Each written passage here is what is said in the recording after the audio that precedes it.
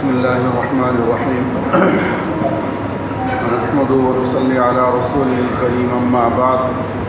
فأعوذ بالله من الشيطان الرجيم بسم الله الرحمن الرحيم يا أيها الذين آمنوا أوفوا بالعقود أحلت لكم بهيمة الأنعام إلا ما يتلى عليكم غير محل الصيد وأنتم حرم إن الله يحكم ما يريد صدق الله العظيم۔ سورہ مائدہ کا آج جو ہے انشاءاللہ خلاصہ عرض ہوگا۔ سورہ مائدہ اس میں 120 آیات ہیں اور 16 رکوع ہیں۔ مائدہ کے معنی ہیں دسترخوان کے، چونکہ اس صورت میں عیسائیوں نے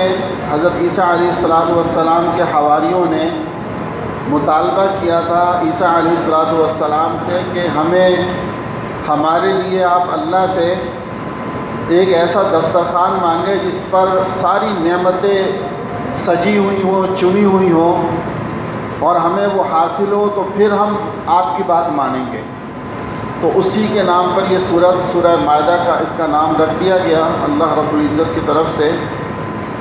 اور بعض روایت سے آگے میں ہے کہ یہ سورت نزول کے اعتبار سے یعنی پوری مکمل نزول کے اعتبار سے یہ آخری صورت ہے۔ اس صورت میں جو سب سے پہلے اللہ رب العزت نے مخاطب فرمایا ہے ایمان والوں کو کہ اے ایمان والوں اوفوا بالعقود، اپنے عہد اور اپنے معاہدوں کو پورا کرو۔ یعنی یہاں یہ بات کی تعلیم دی گئی ہے کہ تمہارے وہ عہد جو چاہے اللہ رب العزت کے ساتھ ہوں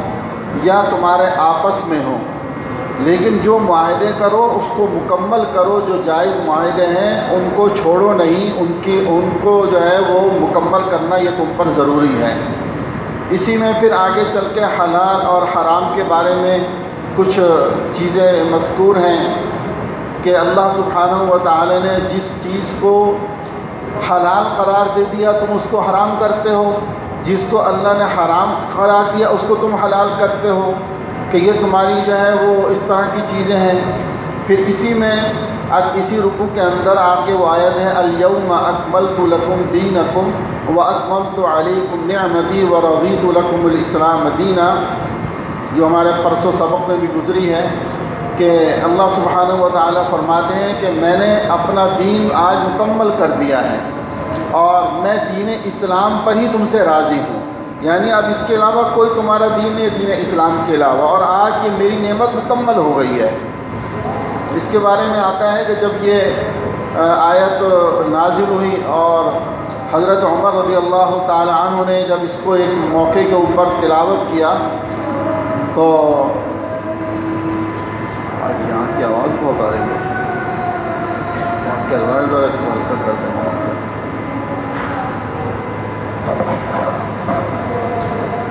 تو ایک یہودی نے کہا حضرت عمر رضی اللہ تعالی عنہ کو کہ ہمارے ہاں اگر یہ آیت اترتی تو ہم اس دن کو عید کا دن منا لیتے، اس کو عید کا دن بنا لیتے۔ حضرت عمر رضی اللہ تعالی عنہ نے فرمایا کہ مجھے خوب اچھی طرح معلوم ہے کہ یہ آیت کب نازل ہوئی، کس وقت نازل ہوئی اور کس دن نازل ہوئی۔ فرمایا یوم عرفہ کا دن تھا، وہ 9 ذی الحج عرفہ کا دن تھا اور جمعے کا دن تھا، شام کا وقت تھا کہ اس وقت میں یہ آیت نازل ہوئی۔ گویا کہ ہماری 2 عیدیں جمع تھیں، ایک عرفہ کی اور ایک جو ہے وہ جمعے کا دن، تو ایسے دن میں ہماری یہ آیت نازل ہوئی ہے۔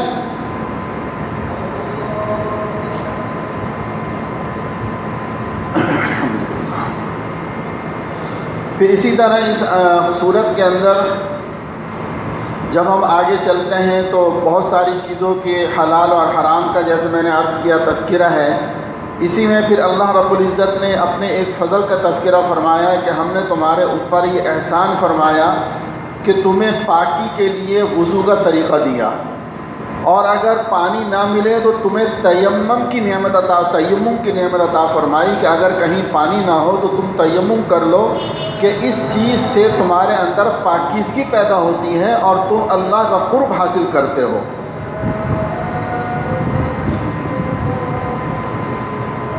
اللہ اکبر۔ اصل میں زیادہ تر یہود اور نصارہ ہی مخاطب ہیں بہت ساری چیزوں میں۔ اس کے اندر جس طرح پہلے تذکرہ چلا آ رہا ہے، اللہ سبحانہ و تعالی مسلمانوں کو خبردار فرماتے ہیں کہ دیکھو وہ خرابیاں جو یہودیوں اور عیسائیوں کے اندر ہیں، ہم تمہیں بار بار بتا رہے ہیں، ان سے بچنے کی کوشش کرو۔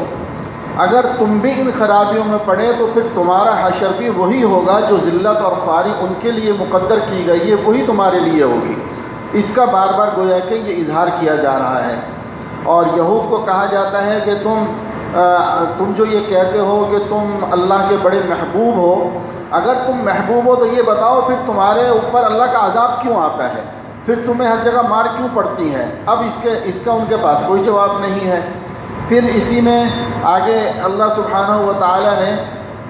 حضرت موسیٰ علیہ السلام کا ایک واقعہ ذکر کیا ہے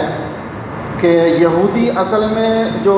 ان کی بنیاد ہے، ان کا یہ جو تھے یہ فلسطین سے ان کا جو ہے سرزمین شام سے تعلق تھا ان کا، لیکن یہ نکالے گئے مصر کی طرف۔ مصر میں فرعون نے ان کے اوپر جو ہے وہ تسلط جما لیا۔ پھر جب اللہ سبحانہ و تعالی نے مصر فرعون کو غرق کیا ہے دریائے نیل کے اندر، جو ہم نے پیچھے تھوڑا سا واقعہ پڑھا تھا، اس کے بعد ان کو کہا گیا کہ تم اپنے ملک کے لیے یعنی دوبارہ فلسطین میں چلے جاؤ اور وہاں جا کر جنہوں نے قبضہ کیا ہے ان سے جہاد کرو اور اللہ تمہاری مدد کرے گا۔ یعنی اللہ رب العزت نے اس کا وعدہ فرما لیا کہ تمہاری مدد کی جائے گی بشرطے کہ تم پہنچ جاؤ، وہاں چلے جاؤ، جا کر تم جہاد کرو۔ اب جب یہ وہاں سفر انہوں نے کیا، شہر سے جب باہر تک پہنچے تو ان کو پتہ چلا کہ یہ جو قوم عمالقہ جو ایک جس کا تسلط تھا اس وقت فلسطین پر، یہ ایک قوم عاد سے اس کا تعلق تھا اور بہت ڈیل ڈول کے لوگ تھے یہ۔ انہوں نے جب ان کو دیکھا اور ان کو پتہ چلا کہ یہ لوگ یہاں پر قابض ہیں تو یہ ڈر گئے، اور پھر وہی ان کی جو بے حسی اور نافرمانی کا جو ایک سلسلہ چلا آ رہا ہے، انہوں نے آخر اپنے نبی کو کہا کہ اذهب انت وربک فقاتلا انا ہاہنا قاعدون، کہتے ہیں ظالم کہ تو اور تیرا رب جا کے لڑائی کر، ہم تو یہاں بیٹھے ہوئے ہیں، جب جہاد کر کے تم فارغ ہو جاؤ گے، شہر فتح ہو جائے گا، ہم پھر آئیں گے، اس سے پہلے ہم نہیں آتے، ہمارے بس کی بات نہیں ہے کہ ہم آ کے جہاد کریں۔ اللہ رب العزت نے اس کی ناراضگی میں ان کے اوپر یہ سزا مسلط فرمائی کہ ان کو ایک میدان کے اندر محصور کر دیا، ایک ایسا میدان جس سے میدان طور سے اس کو وادی سینہ کہا جاتا ہے، اس کے اندر ایسا مقید کر دیا کہ یہ 40 سال تک اس میں سرگردہ پھرتے رہے لیکن کہیں نکل نہیں سکتے تھے، اسی ایک حد کے اندر تھے جو اللہ نے حد مقرر کر دی تھی 40 سال تک تقریباً اسی میں۔ لیکن حضرت موسیٰ حضرت ہارون علیہ السلام کی برکت سے، چونکہ یہ حضرات انبیاء علیہ السلام بھی ان کے ساتھ تھے، ان کی برکت سے اللہ رب العزت نے ان کو وہاں بھی انعامات عطا فرمائے۔ کیا انعام دیے کہ من و سلوہ والی نعمت ان کو دی، ان کو جو ہے وہ یعنی آسمان سے ان کے لیے من و سلوہ اتارا، ان کے لیے میٹھا پیدا کیا، ہر طرح طرح کی چیزیں، پتھر سے جو ہے وہ پانی نکال دیا، 12 چشمے ان کے لیے بنا دیے، یہ بے شمار نعمتیں دی۔ اور وہیں پر حضرت موسیٰ اور حضرت ہارون علیہ السلام کا انتقال بھی ہوا اسی وادی کے اندر۔ پھر مقصد اصل قرآن کریم کوئی قصوں والی کتاب نہیں ہے، یہ افسانے یا کہانیاں بیان کرنا مقصود نہیں ہے، مقصود یہ ہے کہ اللہ سبحانہ و تعالی اتنے انعامات فرما رہا ہے لیکن یہ پھر بھی نافرمانی کر رہے ہیں، پھر بھی اللہ کے حکم عدولی کر رہے ہیں، پھر بھی یہ پاس نہیں آتے۔ اللہ سبحانہ و تعالیٰ فرماتے ہیں ہم ان کو معاف کر دیتے ہیں، چھوڑ دیتے ہیں، لیکن یہ پھر سرکشی کرتے ہیں۔ تو مقصود یہ ہے کہ اے ایمان والو، ان لوگوں سے عبرت حاصل کرو اور اللہ کی مان کر چلو، اپنے نبی کا احترام کرو، اپنے نبی کی جو ہے وہ اس کے اسوہ حسنہ کو اختیار کرو۔ انہی آیات میں پھر ایک قصہ بیان کیا جاتا ہے حابیل اور قابیل کا۔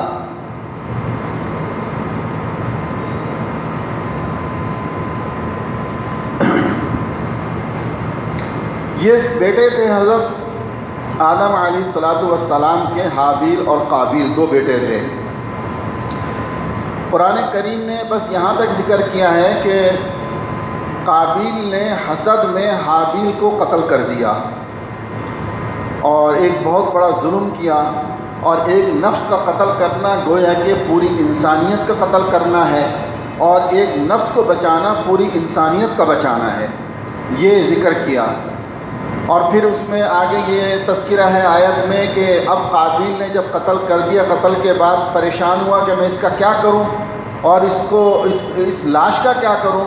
تو ایک کوے کو دیکھا کہ اس نے دوسرے کوے کو مارا اور زمین کھودی، اور زمین کھود کر اس کے اندر اس کو دبا رہا ہے، تو اس کو سمجھ آئی کہ میں اس کو چھپانے کا یہ طریقہ ہے۔ قابیل نے وہاں پر زمین کھودی اور پھر حابیل کی لاش کو وہاں پر دفنا دیا۔ اسی لیے علماء کہتے ہیں کہ قیامت تک قابیل جو قاتل تھا، جتنے قتل دنیا میں ہوں گے اس کے اندر اس کو بھی عذاب ہوگا، وہ بھی چونکہ یہ برائی اس کے ہاں سے شروع ہوئی اور اس کی وجہ سے شروع ہوئی۔ احادیث میں اس کا کچھ واقعہ لکھا ہے، میں تھوڑا سا وہ عرض کر دیتا ہوں صرف سمجھانے کے لیے۔ چونکہ آدم علیہ السلام پہلے انسان تھے اور آپ کی اہلیہ محترمہ حضرت حوا علیہ السلام آپ سے پیدا ہوئی، اب اللہ رب العزت کو انسانوں کو بڑھانا تھا، ایک نسل چلانی تھی، تو اس وقت حکم یہ تھا، اور اللہ رب العزت نے یہ وہ بنا دیا تھا، اللہ کی طرف سے انتظام تھا کہ حضرت حوا کے ایک حمل سے دو بچے پیدا ہوتے ہیں، ایک لڑکی اور ایک لڑکا۔ اب ان دونوں کا تو آپس میں نکاح حرام تھا، دونوں بہن بھائی ہیں، لیکن دوسرے حمل سے جب کوئی دوسرا بچہ اور بچی پیدا ہوتے تو اب ان میں سے اس بچے کا پہلے والی کی بچی سے اور اس بچی کا دوسرے والے بچے سے نکاح ہو سکتا تھا، یہ اجازت تھی ان میں۔ بات سمجھ میں آ گئی نا؟ یعنی حمل مختلف ہو تو نکاح ہو سکتا تھا، ایک حمل سے ہو تو نکاح نہیں ہو سکتا تھا۔ اچھا، قابیل کے ساتھ جو لڑکی پیدا ہوئی وہ بہت حسین و جمیل تھی، جو قابیل کے ساتھ وہ بہت حسین و جمیل تھی، اور حابیل کے ساتھ جو لڑکی پیدا ہوئی وہ ذرا جو ہے وہ یعنی خوبصورتی میں کم تھی۔ قابیل یہ چاہتا تھا کہ میرے ساتھ جو لڑکی پیدا ہوئی ہے یعنی گویا کہ اپنی بہن سے میں نکاح کروں خوبصورتی کی وجہ سے، اور لیکن چونکہ شریعت کے اندر جائز نہیں تھا، اسی کے اوپر اختلاف ہوا، تو فیصلہ یہ ہوا کہ اچھا ایسا کرو، حضرت آدم علیہ السلام نے فرمایا کہ تم میں سے ہر آدمی اپنی اللہ کے آگے نظر کو پیش کرے، یعنی قربانی پیش کرے، جس کی قربانی قبول ہو گئی تو سمجھا جائے گا یہ حق پر ہے، اس کی بات مان لی جائے گی۔ اور اس وقت قربانی کا یہ تھا، جس کی قربانی قبول ہونے کا جو اشارہ ہوتا تھا، اللہ اکبر سبحان اللہ وبحمدہ سبحان اللہ، کہ قربانی کو ایک مخصوص جگہ پر رکھ دیا جاتا، آسمان سے ایک آگ آتی، اگر وہ آگ اس قربانی کو جلا دیتی تو سمجھ لو یہ اللہ کی طرف سے قربانی قبول ہو گئی، اور جس کی قربانی کو نہ جلایا جاتا تو وہ مقبول نہیں ہوئی۔ حابیل نے ایک دمبا اپنی قربانی کے طور پر پیش کیا، اور قابیل نے کچھ غلہ اور کاشتکاری جو ہے گندم وغیرہ، چونکہ وہ کاشتکار تھا اس نے وہ چیزیں پیش کی۔ آسمان سے آگ آئی اور اس نے حابیل کی قربانی کو جلا دیا، گویا کہ اس بات کی علامت کی کہ حابیل حق پر ہے اور اس کی قربانی کو قبول کر لیا گیا۔ اس پر اور زیادہ قابیل کو حسد ہو گیا اپنے بھائی سے کہ یہ کیا ہوا، اور اس نے یہ کہا جو قرآن کریم میں آتا ہے کہ میں تجھے ضرور قتل کر دوں گا۔ حابیل نے کہا کہ دیکھو میرا تو اس میں کوئی قصور نہیں ہے، اور اللہ رب العزت کو نیتوں کو جانتے ہیں اور متقیوں کی ہی عبادات کو قبول فرماتے ہیں۔ بہرحال یہ واقعہ پیش آیا، اس پر جو ہے قابیل نے حسد کے اندر حابیل کو قتل کر دیا۔ تو میرے دوستو یہ حسد کا مادہ بڑا برا ہے۔ یہاں مقصود یہ ہے کہ جس طرح یہودیوں نے حسد کے اندر اللہ کے نبی علیہ السلام کو نہیں مانا، حالانکہ ان کی کتابوں میں یہ لکھا تھا، ان کی پہلی کتابوں میں یہ بات تھی کہ ایک نبی آنے والے ہیں، ان کی یہ نشانیاں ہوں گی، ساری چیزیں ان پر واضح تھیں، لیکن حسد تھا. کیا حسد تھا؟ کہ یہ نبی ہمارے اندر سے کیوں نہیں ہے، یہ نبی قریش میں سے کیوں ہے. بس اس حسد کے اندر ان ظالم اور بدبختوں نے جو ہے وہ ہمیشہ ہمارے نبی محمد رسول اللہ صلی اللہ علیہ وسلم سے بھی اختلاف کیا، امت محمدیہ سے اختلاف کیا، اور آج تک وہ یہودیوں کی سازشیں، یہودیوں کا حسد اور یہودیوں کی طرف سے جو بربادی کے معاملات ہیں وہ اب تک چلے آ رہے ہیں اور یہ چلتے رہیں گے. لیکن اللہ رب العزت نے بتا دیا کہ دیکھو حسد یہ ایک ایسی بری بیماری ہے کہ اس سے اپنے آپ کو بچانا. یہ سوچو کہ میرے رب نے جو میرے لیے بہتر فیصلہ کیا وہ میرا رب جانتا ہے، لہٰذا حسد کس بات کا. آج انسان اگر یہ سوچ لے کہ جو میرے حق میں بہتر ہے مجھے میرے رب نے وہ دے دیا تو حسد نہیں ہوگا. یہ جو ہمیں حسد ہوتا ہے وہ ہوتا اسی وجہ سے ہے کہ ہم رب کی تقسیم پر راضی نہیں ہیں، اللہ کی تقسیم پر راضی نہیں ہے کہ جی میرے سے زیادہ فلاں چیز اس کے پاس کیوں ہے، اس کے پاس علم کیوں ہے، اس کے پاس حسن کیوں ہے، اس کے پاس دولت کیوں ہے، اس کے پاس دنیا اتنی کیوں ہے. اس حسد میں آج ہر آدمی مرے جا رہا ہے جس کی وجہ سے تباہیاں آ رہی ہیں. یہ حسد ازل سے چلا آ رہا ہے، ہمیشہ سے چلا آ رہا ہے. تو اسی حسد نے قابیل کو ایک قاتل بنا دیا اور حابیل جو ہے ان کے ہاتھوں قتل ہو گیا. اللہ. پھر اسی میں اگلی آیات میں اللہ سبحانہ و تعالیٰ نے ڈاکوؤں کو، جو لوگ امت پہ ظلم کرتے ہیں، لوگوں پر ڈاکے ڈالتے ہیں، چوریاں کرتے ہیں، ان کی سزاؤں کا بیان ہے کہ اگر ڈاکو ہے تو کسی کو سولی دی جائے گی، کسی کو قتل کیا جائے گا، کسی کے ہاتھ اور پاؤں کاٹ دیے جائیں گے. یہ مختلف اسلامی سزائیں ہیں. اور ان سزاؤں کے بارے میں اللہ رب العزت نے کیا فرمایا کہ یہ سارے جو سزائیں ہیں، یہ قوانین ہیں، یہ تمہاری بہتری کے لیے ہیں. اب بظاہر تو سمجھ میں نہیں آتا نا، لیکن ہم یہ دیکھتے ہیں اگر آپ اس پر غور کریں تو بہت آسان سی چیز ہے. جب یہ قاتل کو پتہ ہوگا کہ میں کسی حال میں بچ نہیں سکتا، مجھے بدلے میں قتل کر دیا جائے گا، تو آپ مجھے بتائیں وہ قتل کرے گا کسی کو؟ لیکن آج جب یہ اس کو معلوم ہے کہ میرے پاس پیسہ بہت ہے، میری سفارشی بہت ہیں، میرا باپ بڑا آدمی ہے، میں اگر 2-4 قتل کر بھی دوں تو کوئی پرواہ کی بات نہیں ہے، جیسا کہ آج کل ہو رہا ہے. تو میرے دوستوں پھر یہی صورتحال ہوتی ہے کہ بد امنی بڑھتی چلی جاتی ہے کیونکہ پوچھنے والا کوئی نہیں ہے. جب ایک چور کو یہ معلوم ہو کہ چوری کرنے پر میرا ہاتھ کاٹ دیا جائے گا، اب آپ دیکھیں یہ چند سزائیں، یعنی چوری پہ ہاتھ کاٹنا یا قتل کے اندر قصاصاً قتل کر دینا، یہ 2-3 سزائیں جو ہیں وہ سعودیہ کے اندر ہیں. آپ نے حال دیکھا کہ وہاں امن کتنا ہے.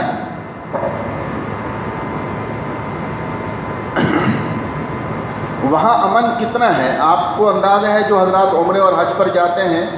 صرف حرمین میں نہیں بلکہ پورے سعودیہ میں، الا ماشاءاللہ کچھ حالات اب تھوڑے بہت گڑبڑ ہو رہے ہیں، لیکن سالوں کے اندر کبھی کوئی واردات کی بات سامنے آتی ہے کہ بھئی اور مجرم پکڑا جاتا ہے، جب سب کے سامنے اس کو لا کر ہاتھ کاٹا جاتا ہے، قصاصاً قتل کیا جاتا ہے. اور قرآن نے اسی کو کہا وَلَكُمْ فِي الْقِصَاصِ حَيَاتٌ يَا أُولِي الْأَلْبَابِ، کہ تمہارے لیے اس میں زندگی ہے اے عقل والو. تم سوچو تو صحیح کہ یعنی ظاہری طور پر اسلام نے ایسی خوفناک سزا اس کے لیے لازم کر دی کہ سوچنے سے بھی انسان ایک دفعہ جو ہے وہ کانپ جاتا ہے کہ اگر نعوذ باللہ میں نے یہ کر دیا تو میرے ساتھ یہ ہوگا، اگر یہ کر دیا تو یہ ہوگا. لیکن جب یہ معلوم ہو کہ میرے ساتھ کچھ نہیں ہوگا، پیسہ دے کے بچ جاؤں گا، تو میرے دوستوں پھر اس معاشرے میں بد امنی بڑھتی چلی جاتی ہے، پھر وہاں پر کوئی پرسان حال نہیں ہوتا. اگر یہ قرآنی سزائیں جو یہاں پر مذکور ہیں، آگے اسی طریقے سے چور کے بارے میں وَالسَّارِقُ وَالسَّارِقَةُ فَاقْطَعُوا أَيْدِيَهُمَا، کہ چور چاہے وہ مرد ہو یا عورت ہو، اگر وہ چوری کریں گے تو ان کے ہاتھ کاٹے جائیں گے. پھر اگلی آیت میں ہے وَكَتَبْنَا عَلَيْهِمْ فِيهَا أَنَّ النَّفْسَ بِالنَّفْسِ وَالْعَيْنَ بِالْعَيْنِ والانف بالانف والاذن بالاذن، یعنی اگر کسی نے کسی کی آنکھ پھوڑ دی تو بدلے میں اس کی آنکھ پھوڑی جائے گی، اگر کسی نے کسی کا کان کاٹ دیا تو بدلے میں اس کا کان کاٹا جائے گا، اگر کسی نے کسی کا ہاتھ کاٹ دیا تو اس کا بدلے میں ہاتھ کاٹا جائے گا۔ میرے محترم ذرا سوچئے، جب یہ سزائیں اگر کسی جگہ نافذ ہوں تو کیا بد امنی ہو سکتی ہے وہاں پر؟ میں آپ کو عجیب ایک چھوٹی سی بات بتاؤں، یہ جس وقت روس کے بعد افغانستان کے اندر جو یہ افغان طالبان، طالبان بھی دو طرح کے ہیں نا، میں اس کی تفصیل میں نہیں جاتا، افغان طالبان جو ہیں جب یہاں اسلامی حکومت نافذ ہوئی، وہ علاقے جن کے بارے میں خبریں آتی تھیں کہ جہاں پر روزانہ 10 15 20 قتل معمولی بات تھی، وہاں کے بارے میں پھر یہ اطلاعات ملی کہ 2 سال کے اندر ایک قتل ہوا۔ کیوں؟ کہ انہوں نے یہ اسلامی سزاؤں کا نفاذ کر دیا تھا، اور یہی چیز امریکہ کو برداشت نہ ہو سکی، ورنہ وہاں کیا تھا؟ اس برباد ملک کے اندر امریکہ کیا لینے آیا ہے؟ جس طرح عراق کے اندر کیا لینے آیا تھا؟ بہانہ بنایا جی یہ چیزیں اور ملا کچھ بھی نہیں، وہاں کچھ بھی نہیں تھا، اور اس کے مسلمانوں کو نقصان پہنچا دیا وہاں پر۔ تو یہ بڑی یہودیوں کی سازشیں ہیں، نصرانیوں کی سازشیں ہیں جو دوستوں چل رہی ہیں۔ اللہ ہم سب مسلمانوں کی اس سے حفاظت فرمائیں، اور مسلمان حکمرانوں کو اللہ پاک یہ عقل سلیم عطا فرمائیں کہ وہ جرأت سے کام لے کر اس کا کوئی تدارک کر سکیں، کوئی انتظام کر سکیں۔ تو مقصود میرا بتانے کا یہ ہے کہ جب یہ سزائیں نافذ ہوتی ہیں، اس سرزمین پر اللہ کی طرف سے امن و امان کی نعمتیں برستی ہیں، اور فرمایا جس سرزمین پر رب کی طرف سے عائد کردہ سزائیں جاری ہو جائیں، اس سرزمین میں اتنی برکت ہوتی ہے جیسے 40 سال تک وہاں بارش ہوئی ہو، اتنی برکت ہوتی ہے وہاں پر۔ لیکن ہمارے ہاں کیا ہے؟ ہمارے ہاں یہ ہے کہ اسلام کا نفاذ ڈرائیوروں سے شروع کیا جاتا ہے، اسلام کا نفاذ ڈرائیوروں سے اور نچلے طبقے سے شروع کیا جاتا ہے۔ یہ کیوں کیا جاتا ہے؟ تاکہ جب ہڑا ہڑی ہوگی اور جب جو ہے نا احتجاج ہوگا، لوگوں کو پتہ چلے گا نہیں اسلام تو قابل عمل نہیں ہے، اسلام تو قابل عمل نہیں ہے، اسلام تو بڑا مشکل دین ہے۔ یعنی خوفناک بنا کر اسلام کو پیش کیا جاتا ہے، اسلامی سزاؤں کو خوفناک بنا کر پیش کیا جاتا ہے۔ آپ اگر ایمانداری سے آج بھی ایک طرف سعودیہ کے اندر جو جرائم ہیں ان کی شرح دیکھ لیں جو پوری نیٹ کے اوپر موجود ہوگی، اور دوسری طرف امریکہ کے اندر جو جرائم ہیں ان کی شرح نکال لیں، تو آپ خود فیصلہ کر لیں گے کہ امن کہاں ہے، کہ جہاں ہر طرح کی سائنسی طور پر ہر طرح کی ان کے پاس سہولیات موجود ہیں، مجرم کو پکڑنے کے لیے ہر قسم کے وسائل موجود ہیں، اس کے باوجود اگر آپ دیکھیں گے تو جو جرائم کی شرح امریکہ کے اندر ہے وہ میرے خیال میں آپ کو کہیں اور اتنی نہیں ملے گی، اور سعودیہ کے اندر نہ ہونے کے برابر ہوگی۔ میں پاکستان کا اس لیے نام نہیں لے رہا کہ یہاں بھی بہت کچھ ہے، کیوں؟ اس لیے کہ اسلامی سزائیں نہیں ہیں۔ سعودیہ میں یہ 2-3 اسلامی سزائیں مقرر ہیں جن پر کچھ عمل ہو رہا تھا، جس کی وجہ سے اللہ رب العزت نے یہ امن عطا فرمایا۔ تو میرے دوستو، اگر یہ مکمل طور پر اسلام کا نفاذ ہو جائے تو سوچیں کہ کتنی راحت ملے گی، کتنا کچھ اس کے اندر جو ہے وہ امن و امان ملے گا۔ لیکن دنیا نہیں چاہتی، اگر ایسا ہو جائے تو یہ سارے ان کے ورلڈ آرڈر اور یہ سب چونکہ تباہ ہو جائیں گے نا، یہ منظر دیکھ چکے ہیں تھوڑا سا، اس لیے سارے اس سے ڈرتے ہیں۔ بہرحال اللہ اکبر، باتیں بہت ساری ہوتی ہیں، کہیں سے کہیں نکل جاتی ہے۔ پھر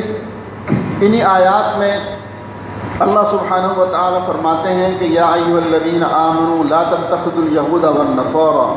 کہ ایک ایمان والو یہودیوں اور نصرانیوں سے دوستی نہ کرو، ان کو اپنا دوست نہ بناؤ، یہ تمہارے دوست کبھی ہو نہیں سکتے، جتنی بھی تم کوششیں کر لو یہ تمہیں تمہارے دین سے تو دور کر دیں گے لیکن تمہارے دوست نہیں ہو سکتے۔ اور میرا خیال ہے 65 کے موقع پر بھی دیکھ لیا اور 71 کے موقع کے اوپر بھی دیکھ لیا کہ کون دوست تھا، کس نے دوستیاں نبھائیں اور کس نے ہمارے ساتھ دشمنی کی۔ یہ تو سب تاریخ آپ لوگ بھی جانتے ہیں، مجھے اس میں کچھ کہنے کی ضرورت نہیں ہے۔ اللہ رب العزت ہم سب کو اس فہم سلیم عطا فرما دے۔ اس کے بعد اگلی آیات میں ارشاد ہوتا ہے کہ یاد رکھو کہ اگر کوئی دین سے پھر جاتا ہے، یعنی نعوذ باللہ اللہ نہ کرے کوئی مرتد ہو جاتا ہے، تو فرمایا وہ اللہ کا کوئی نقصان نہیں کرے گا، وہ نقصان اپنا ہی کرے گا۔ اللہ سبحانہ و تعالیٰ اس کی جگہ کسی دوسری قوم کو لے آئیں گے جو اللہ کی اطاعت کرے گی، فرمانبرداری کرے گی، یجاہدون فی سبیل اللہ، وہ اللہ کی راہ میں جہاد کرے گی اور کسی کی ملامت کی پرواہ بھی نہیں کریں گے، وہ کسی کے ملامت کی پرواہ بھی نہیں کریں گے۔ اللہ رب العزت تمہیں تبدیل کر دیں گے ان لوگوں سے۔ اور تاریخ اس بات کی گواہ ہے کہ جب کسی قوم نے اللہ کی اطاعت چھوڑ دی، اللہ رب العزت نے اس کو صفحہ ہستی سے مٹا کر دوسری قوم کو لے آئے جنہوں نے دوبارہ اس کی اللہ کی اطاعت شروع کر دی۔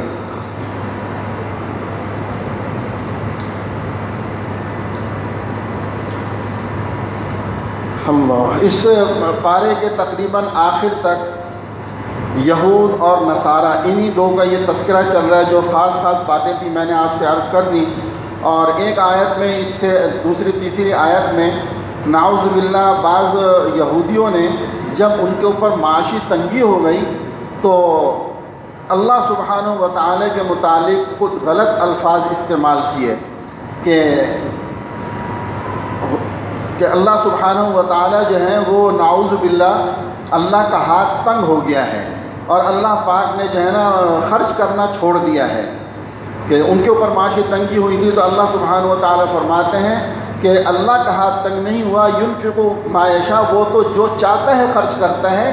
یہ ان بدبختوں کی وجہ سے ان کے اوپر اللہ نے ذلت کو مسلط کر دیا ہے۔ اللہ رب العزت کا ہاتھ تنگ نہیں ہے، اصل اللہ نے ان پر ذلت کو مسلط کر دیا۔ پھر اس کے بعد اس سے اگلی آیت میں یا ایھا الرسول بلغ ما انزل الیک من ربک، اللہ رب العزت اپنے نبی کو مخاطب کر کے فرماتے ہیں کہ اے نبی، آپ اپنی تبلیغ، اپنی دعوت، اپنا کام اطمینان سے کیجئے۔ واللہ یعصمک من الناس، اللہ آپ کی حفاظت کرنے والا ہے، آپ کو ان سے پریشان اور خوفزدہ ہونے کی ضرورت نہیں ہے، اللہ آپ کی حفاظت کرے گا، آپ اپنا کام اطمینان اور سکون سے کرتے چلے جائیں۔ پھر اس کے بعد والی آیات میں حضرت عیسیٰ علیہ السلام کے بارے میں جو عیسائی کہتے تھے کہ وہ اللہ کے بیٹے ہیں،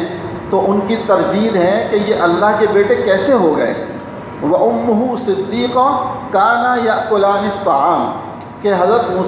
عیسیٰ علیہ السلام کی جو والدہ تھی وہ تو ایک بہت پاک باز خاتون تھی، اور یہ دونوں کھاتے ہیں، یعنی ایک جملہ کہ کانا یأکلان الطعام، کہ یہ دونوں کھانا کھاتے ہیں۔ جب کھانا کھاتے ہیں تو لازم بات ہے فضلہ بھی نکلتا ہے، جب کوئی چیز کھائی جاتی ہے تو جو کھانے کے محتاج ہیں اور فضلہ جن کا نکلا اس کے محتاج ہے، تو وہ خدا کیسے بن سکتے ہیں؟ یعنی ان کو یہ تنبیہ کی جا رہی ہے، ارے بدبختو ذرا سوچو تو صحیح کہ جو کھانے کا محتاج ہو وہ خدا کیسے بن سکتا ہے۔ اور اس کے بعد پھر اگلی آیت میں دوبارہ پھر ان کی طرف رخ کر کے اللہ رب العزت فرماتے ہیں کہ تم اپنی خواہشات کی پیروی کرتے ہوئے اللہ رب العزت کے ساتھ جو ہے وہ شریک نہ ٹھہراؤ، غلو نہ کرو، اللہ کی اطاعت کرو اور اہل ایمان بن جاؤ، یعنی ایمان لے آؤ اور امت محمدیہ صلی اللہ علیہ وسلم میں داخل ہو جاؤ۔ آخری آیات میں ایک بہت اہم بات جو یہاں اللہ سبحانہ و تعالیٰ نے فرمائی کہ ہم نے لعنت کی ہے ان لوگوں پر، اپنے نبی داؤد اور عیسیٰ بن مریم علیہ السلام کی زبان سے لعنت فرمائی۔ علماء نے لکھا ہے، ایک روایت میں آتا ہے کہ ترمذی کی روایت ہے، فرمایا کہ ان کے دیندار لوگ وہ ان کی غلط باتوں پر تنبیہ تو کرتے تھے، لیکن جب وہ باز نہ آتے تو ان کا ساتھ نہیں چھوڑتے تھے، یعنی ان کے ساتھ گھلے ملے رہتے تھے کہ یہ تو کہا کہ بھئی تم غلط کام کر رہے ہو، لیکن ہونا یہ چاہیے تھا کہ جب غلط کام کو نہیں چھوڑ رہے،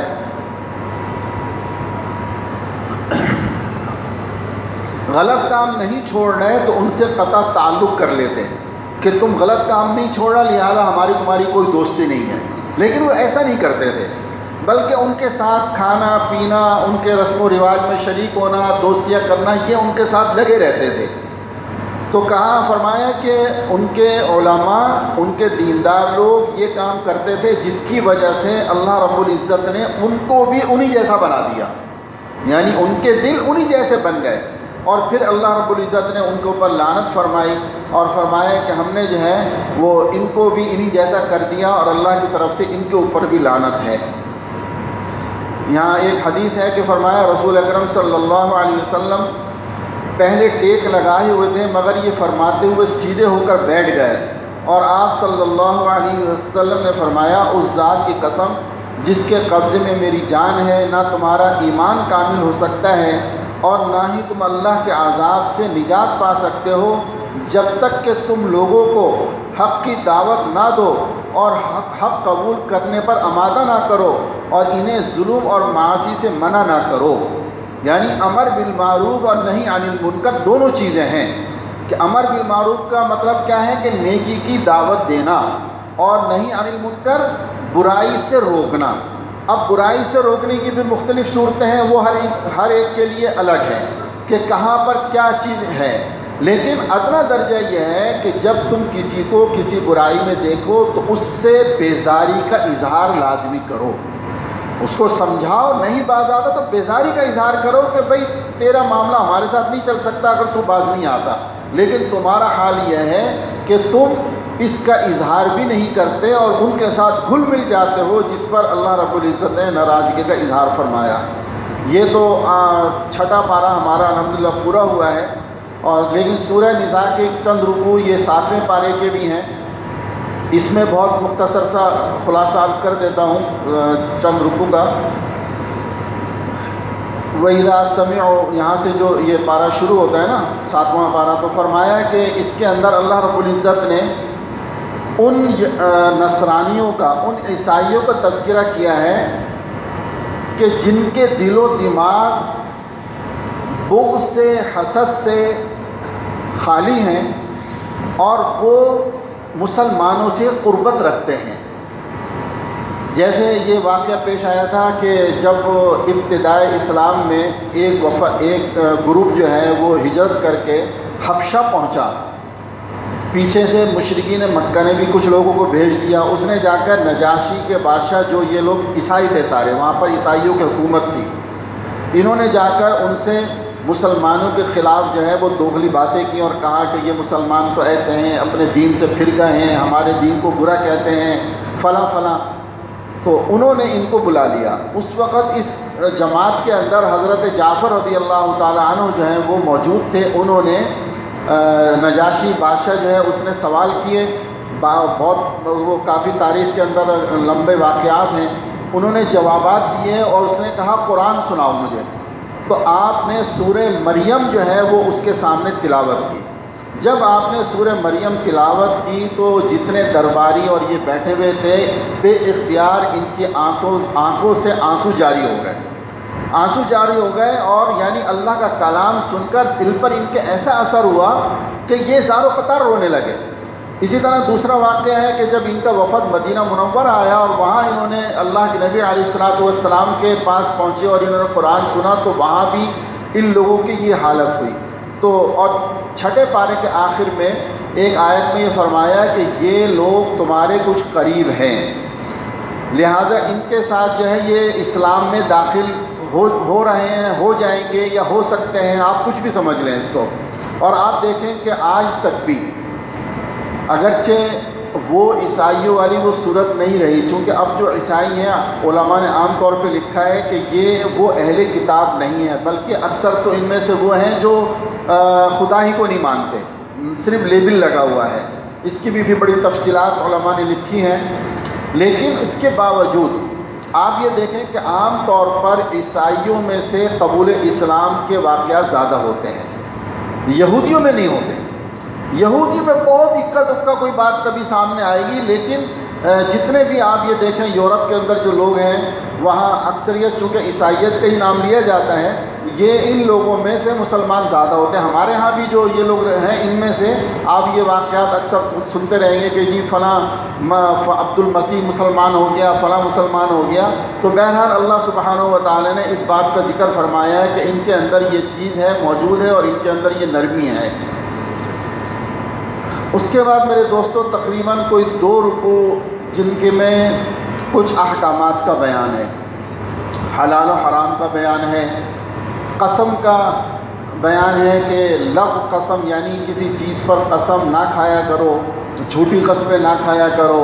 اور قسم کھاؤ گے تو اس پر کیا کفارہ آئے گا، اور جو جھوٹی قسمیں کھاتا ہے اس کے اوپر دنیا کے اندر بھی پکڑ ہے، آخرت میں بھی پکڑ ہے۔ اور بعض قسمیں وہ ہیں جن کو لغو اور بیکار کہا جاتا ہے، جیسے ماضی کے اندر کوئی بات ہوئی اور کسی نے اس کو بیان کرنے کے لیے قسمیں اٹھانی شروع کر دی، اب اس کو پتہ نہیں ہے۔ مثلا جیسے آج کی مثال یوں لے لیں کہ ہمیں پتہ چلا کہ جی ناز آباد کے اندر کوئی حادثہ ہو گیا، اب ہمارے جو نوجوان باہر بیٹھے ہوئے ہوتے ہیں نا گلی کوچوں کے اندر، وہ ایک دوسرے کو قسمیں کھا کر بیان کر رہے ہوتے ہیں، ارے نہیں میں ابھی ٹی وی دیکھ کر آیا ہوں، ابھی مجھے میسیج آیا ہے فلاں اللہ کی قسم اس کی قسم وہاں پر ایسا معاملہ ہو گیا۔ یہ لغو اور بیکار قسمیں ہیں، ان کے اوپر گناہ تو ہے لیکن کفارہ نہیں ہے اس کا کوئی۔ تو قرآن کہتا ہے کہ ایسی قسموں سے بھی اجتناب کرو اور اپنے آپ کو اپنی زبانوں کو جو ہے وہ ان چیزوں سے بری رکھو۔ پھر اسی طرح اس آیت سے اگلی میں شراب، جوا اور مختلف جو جوئے کی قسمیں ہیں، جو جوا کھیلنے کی، شراب کی، اسی طرح یہ کوئی وہ ہوتے تھے، عموماً مفسرین نے اس کو لکھا ہے پانسے ڈالنا، یہ جوئے کی کوئی قسم ہوتی ہے کھیلنے کی۔ تو بہرحال جتنی بھی جوئے کی قسمیں ہیں، شراب ہے اور تیر انداز یعنی تیروں سے فالے نکالنا، یہ سب کو قرآن نے حرام قرار دیا ہے کہ یہ سب حرام چیزیں ہیں، اور مسلمانوں کے اندر آپس کے اندر عداوت کے بیج بوئے جاتے ہیں، شیطان کا کارستانی اس کے اندر ہوتی ہے، اللہ کے ذکر اور نماز سے یہ چیزیں ان مسلمان کو روک دیتی ہیں، لہٰذا اے مسلمانوں ان چیزوں سے اجتناب کرو۔ تیسرا مسئلہ جو یہاں بیان کیا ہے وہ احرام کی حالت میں شکار،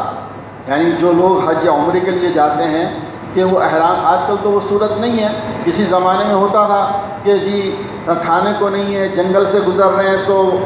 شکار کر سکتے ہیں یا نہیں کر سکتے، یا جہاز اور پانی کے جہاز میں ہیں اس میں شکار کر سکتے ہیں یا نہیں کر سکتے،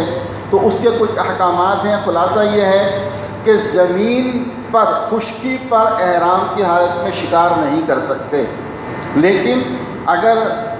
سفر بحری سفر میں ہے، سمندر میں ہے، تو وہاں پر شکار کیا جا سکتا ہے، لیکن چونکہ وہ مسائل ہیں ان کی ضرورت نہیں ہے، اس لیے بس خلاصے کے طور پہ یہ بات میں نے عرض کر دی۔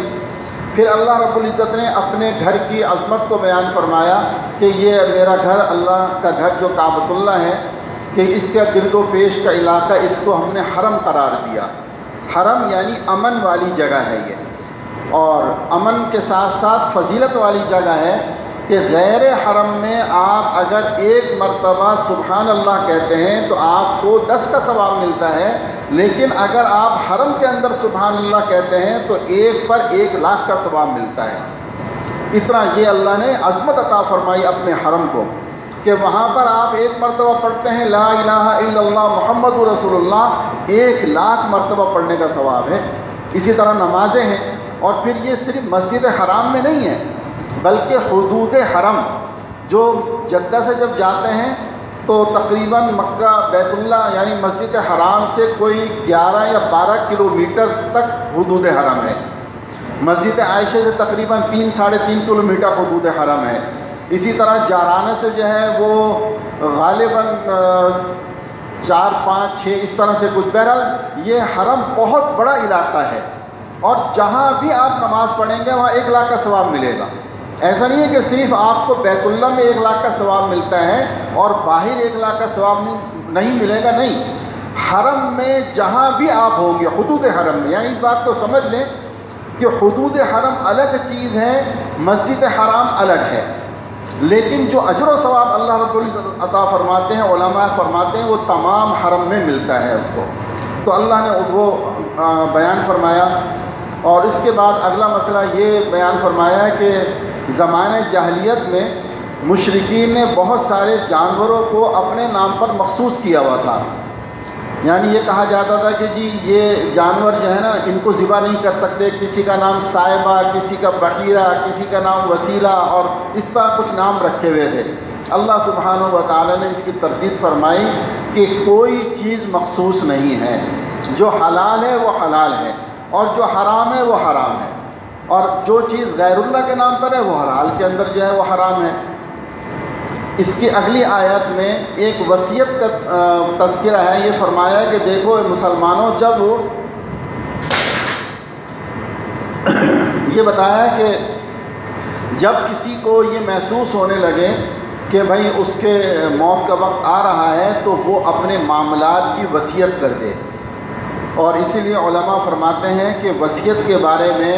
ہر آدمی کو ہمہ وقت، چاہے اس کو یہ محسوس ہو یا نہ ہو کہ موت کا وقت میرا آنے والا یا نہیں، جب آنے والا ہو تب تو زیادہ ہی ضروری ہے، ورنہ ویسے بھی ہر شخص کو چاہیے کہ وہ اپنے معاملات کو لکھ کر رکھے وصیت کے طور پہ کہ بھئی میرے یہ معاملات ہیں، کسی کا لینا ہے، کسی کا دینا ہے، کسی کا حق ہے، اگر اپنے اوپر کوئی نماز فرض باقی ہیں، کوئی روزے فرض باقی ہیں، ان سب کو تحریر کر کے رکھے کہ کسی وقت بھی اگر موت آ جائے تو پیچھے جو وارثین ہیں وہ اس کے مطابق عمل کر سکیں، نہ وارثین کا حق ضائع ہو اور نہ اس کے اوپر کوئی عذاب ہو آگے چل کر، لہٰذا یہ وصیت لکھنا ہر ایک پر ضروری ہے۔ اللہ اکبر۔ اس کے بعد میرے دوستو وہی مائدہ والی آیات ہیں کہ اللہ سبحانہ و تعالیٰ فرماتے ہیں کہ انہوں نے یہ مطالبہ کیا۔ اب یہاں صرف یہی ہے کہ حواریوں نے یہ مانگا کہ ہمیں دسترخوان ایسا دیا جائے، ان کو ملا یا نہیں ملا قرآن کریم اس سے خاموش ہے۔ احادیث میں بعض روایات سے پتہ چلتا ہے کہ ان کا یہ مطالبہ پورا کر دیا گیا، پھر جنہوں نے مان لیا وہ نجات پا گئے، جنہوں نے نہیں مانا وہ دردناک عذاب کے اندر ان کو مبتلا کر دیا گیا۔ اور آخری آیات میرے دوستو جو سورہ مائدہ کی ہیں ان میں یہ بتایا جا رہا ہے کہ حضرت عیسیٰ علیہ السلام سے بھی قیامت کے دن اللہ رب العزت یہ پوچھیں گے کہ کیا آپ نے ان کو اپنی عبادت کرنے کا حکم دیا تھا اپنی امت کو؟ یعنی اندازہ فرمائے جب نبیوں سے یہ سوال ہو سکتا ہے تو عام لوگ کیا چیز ہیں کہ ان سے یہ سوال ہوا، تو آپ حضرت عیسیٰ علیہ السلام فرمائیں گے کہ اے میرے رب تو ہی بہتر جانتا ہے کہ میں نے تو ان کو تیری عبادت کرنے کے لیے کہا تھا، میں نے تو ان کو کبھی بھی یہ نہیں کہا کہ یہ میری عبادت کریں، لیکن یہ نالائق تھے، انہوں نے میری نہ مانی، اب یہ تیرے بندے ہیں، تو چاہے تو ان کو عذاب دے، تو چاہے تو ان کو معاف کر دے۔ اور اسی کے اوپر پھر جو ہے وہ اس صورت کا اختتام ہوتا ہے۔ اللہ سبحانہ و تعالی ہمیں سمجھنے کی اور سیکھنے کی توفیق